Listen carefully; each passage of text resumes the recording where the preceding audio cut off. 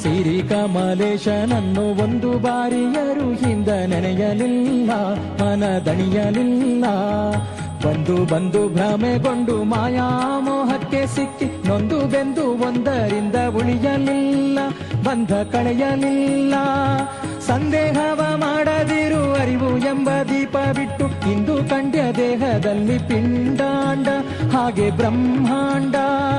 ಇಂದು ಹರಿಯ ಧ್ಯಾನವನ್ನು ಮಾಡಿ ವಿವೇಕದಿ ಮುಕುಂದನಿಂದ ಮುಕ್ತಿ ಬೇಡು ಕಂಡ್ಯ, ನೀ ನೋಡು ಕಂಡ್ಯ.